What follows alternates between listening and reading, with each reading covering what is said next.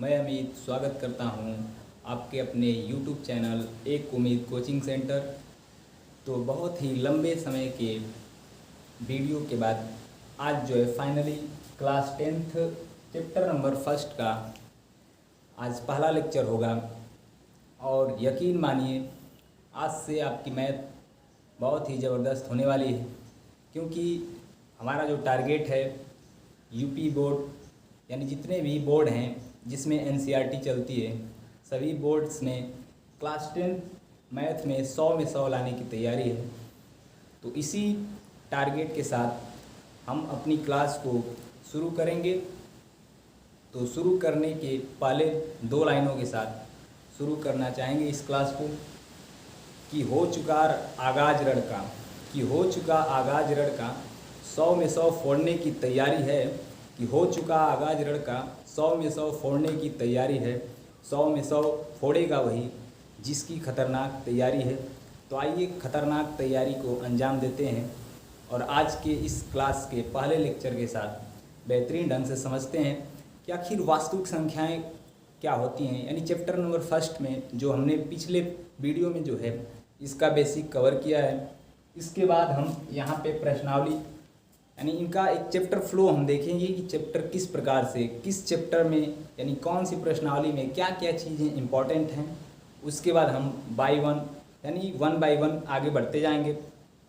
तो जैसा कि यहाँ पे लिखा गया है, चैप्टर का नाम है वास्तविक संख्याएं। तो आइए शुरू करते हैं इस चैप्टर की शुरुआत एक बहुत ही बेहतरीन ढंग से। तो हम इसका चैप्टर फ्लो देखते हैं। जैसा कि यहाँ पे लिखा गया है प्रश्नावली यानी टोटल हम देखें चैप्टर फर्स्ट में तो टोटल 4 प्रश्नावलियाँ हैं, जिनमें से हम यहाँ पे कुछ प्रश्नावलियों को लिखे हैं। इसके बाद 1 बाय 1 जो है हम आगे डिस्कस करेंगे चारों प्रश्नावलियों के बारे में। तो पहली प्रश्नावली है 1.1 यानी जिसमें जो है हमें बेसिक समझना है, यानी जो हम पिछली कक्षाओं में जो है भाग करते थे, भाग करने के बाद हम चेक करते थे कि हमारा जो है भाग सही है कि गलत। तो उसी को यहाँ पे जो है एक नया नाम दिया यूक्लिड ने, जो बहुत ही अच्छे गणितज्ञ थे। यानी जैसा कि हम क्लास 9th में भी पढ़े हैं चैप्टर नंबर 5 यूक्लिड की अभिधारणाएं अभिगृहित। तो उन्हीं के नाम पे यहाँ भी है, उन्होंने ही अपने नाम पे जो है एक विभाजन एल्गोरिदम दिया जिसको हम पढ़ेंगे यहाँ पे। तो उन्होंने एक एल्गोरिदम दिया जिसको बोला जाता है यूक्लिड विभाजन एल्गोरिदम। यानी यूक्लिड तो एक नेम है और विभाजन का मतलब होता है भाग देना। यानी किसी संख्या में यानी किसी भी 2 संख्याओं का भाग यानी 2 संख्याएं जो धनात्मक होनी चाहिए यानी प्लस वाली संख्या होनी चाहिए, उनको भाग देना है। और एल्गोरिदम का मतलब होता है एक क्रम, किसी भी चीज़ का एक क्रम। तो जैसे हम अपने जीवन में हर एक चीज़ को सिस्टमेटिक क्रम वाइज लेकर चलते हैं, उसी तरह से यहाँ जो है जो भी हम भाग देंगे उस भाग को एक क्रम में लिखना जरूरी है। तो उसी को बोला जाता है यूक्लिड विभाजन एल्गोरिदम। तो इसका यूज क्या है, ये क्वेश्चन आ सकता है 1 नंबर में कि यूक्लिड विभाजन एल्गोरिदम का यूज क्या है। तो उसका यूज है 2 संख्याओं का एचसीएफ निकालना। 3 संख्याएं भी हो सकती हैं, 4 5 कितनी भी संख्या हो सकती हैं, उनका एचसीएफ हम यूक्लिड विभाजन एल्गोरिदम के प्रयोग द्वारा अच्छे से यानी आसानी से ज्ञात कर सकते हैं। उसके बाद दूसरा सबसे महत्वपूर्ण जो टॉपिक है उसका नाम है यूक्लिड विभाजन प्रमेयिका। यूक्लिड विभाजन प्रमेयिका।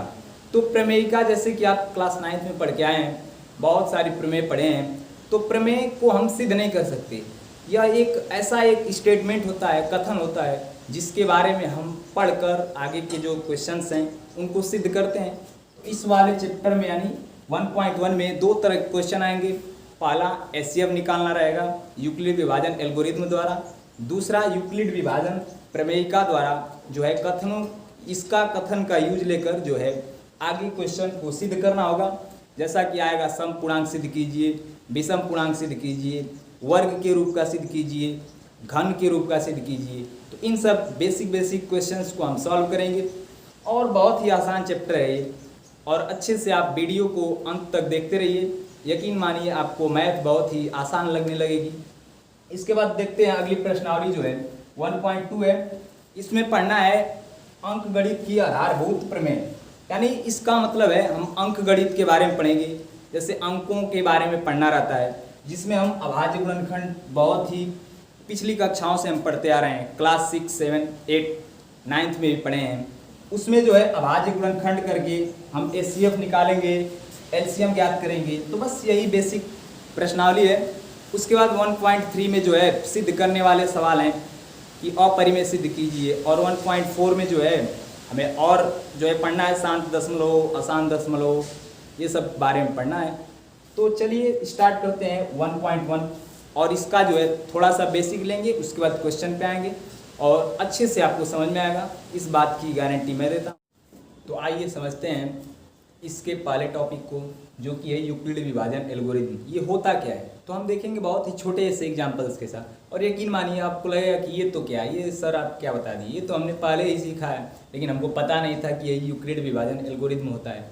तो आइए देखते हैं। जैसे मैंने एक एग्जाम्पल लिया कि 2 से 9 में भाग करना है, तो हम भाग करेंगे यानी 4 बार जाएगा 8 यहाँ पे, यानी 2 4 जा 8 आ जाएगा, तो रिमाइंडर बचेगा 1। इसके बाद जब बड़ी बड़ी भागें आती थी तो हमसे जो है इसको प्रूफ कराया जाता था कि यानी भाग जो हम दे रहे हैं वो सही है कि गलत। तो वही हमारा यूक्लिड विभाजन एल्गोरिथम है।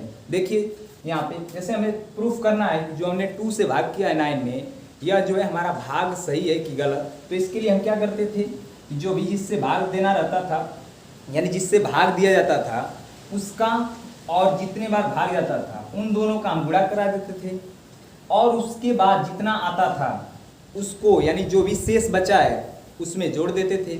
उसके बाद देखते थे कि जिसमें भाग करना है उतने के बराबर आ जाता था, तो हम कहते थे, खुश हो जाते थे कि हमारा भाग जो है सही है।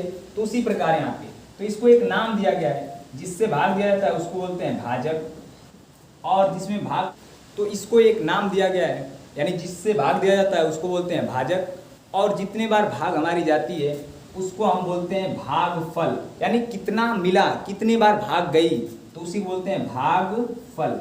उसके बाद जो बचता है उसको आप लोग सभी लोग जानते हैं, ये छोटी बातें सभी लोग जानते हैं कि उसको बोला जाता है शेषफल। क्या बोलते हैं? शेषफल।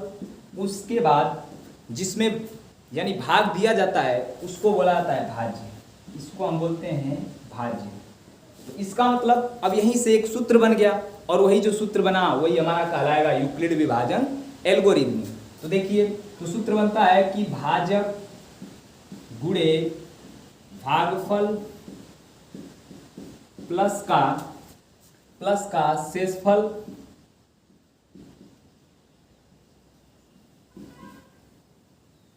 शेषफल बराबर होगा हमारे भाज्य के। तो हम कहेंगे कि हमारा जो भाग है वह हमारा भाग एकदम सही है, बिल्कुल करेक्ट है। तो देखिए इसको हम प्रूफ कर देते हैं। जैसे हमारा भाजक यहाँ पे 2 है, और जितने बार भाग गए वो हमारा है 4, और उसके बाद जितना बचा है 1 है। अब इसको जब हम गुणा कराएंगे और जोड़ेंगे यानी 2 4 जा 8 1 9, तो ये हमारा जो है भाज्य के बराबर आ गया। इसको सॉल्व करने के बाद तो यही हमारा जो है भाग करने का यानी इसको प्रूफ करने का तरीका हो गया। तो इसी को एक नाम दे दिया गया, यानी जो भाजक होता है उसको हम बोलते हैं बी, और उसके बाद जिसमें भाग दी जाती है उसको बोला जाता है ए, और यहाँ पर जो है जितने बार भाग जाती है उसको बोलते हैं क्यू, और जितना बचता है उसको बोला जाता है आर। तो यहीं से एक फार्मूला बन जाता है कि ए बराबर बी क्यू प्लस आर, और यही हमारा कहलाता है यूक्लिड विभाजन एल्गोरिथम। तो हमें क्या करना रहेगा, जो भी हमें एचसीएफ निकालने के लिए दिया जाएगा उसमें हमें भाग करानी है, और जितनी बार भाग कराएंगे उसी को उतने बार इस रूप में लिखकर सिद्ध करेंगे। करते हैं कि आपको यहाँ तक का वीडियो बहुत ही अच्छे ढंग से समझ में आया होगा। तो बढ़ते हैं हम अगले स्टेप में, यानी जिसमें हम अब क्वेश्चंस को देखेंगे अपने, यानी प्रश्नावली के जितने भी क्वेश्चन हैं 1.1 के उसको हम देखेंगे, जो भी एचसीएफ निकालने वाला है। तो इसमें पहला क्वेश्चन दिया गया है, क्वेश्चन नंबर पहला दिया गया है कि यानी कि एचसीएफ निकालिए, लेकिन उसको यूक्लिड विभाजन एल्गोरिथम का प्रयोग करके निकालिए। तो देखिए क्या करना है इसमें। जैसा क्वेश्चन है 135 और 225 का एचसीएफ ज्ञात कीजिए यूक्लिड विभाजन एल्गोरिथम के प्रयोग द्वारा। तो हमें क्या करना रहता है कि जो भी 2 नंबर्स में यानी सबसे छोटा नंबर है और इसमें जो बड़ा नंबर है, तो छोटे नंबर से हम बड़े नंबर में डिवाइड कराते हैं। तो करते हैं डिवाइड हम। तो 135 जो है वह छोटा नंबर है 225 से, इसका मतलब हम जो है 135 का भाग 225 में कराएंगे। तो करते हैं भाग यहाँ पे।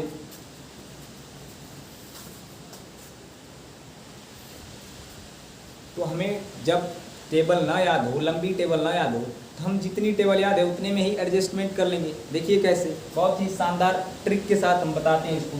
तो यहाँ पे 2 अंक ले लेते हैं 13, यानी 13 का तो पहाड़ा आता है, टेबल आता है। तो 13 का जो है इधर वाले 2 अंक 22 में हम भाग करेंगे।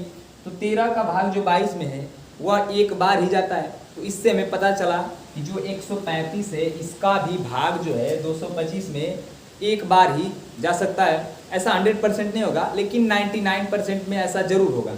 तो इसका मतलब इसमें भाग कराएंगे हम तो एक बार में आ जाएगा 135। अब उसके बाद हम घटाएंगे, 5 में से 5 जाएगा 0 हो जाएगा। उसके बाद यहाँ 12 में से 3 जाएगा 9 बचेगा। उसके बाद ये कट जाएगा।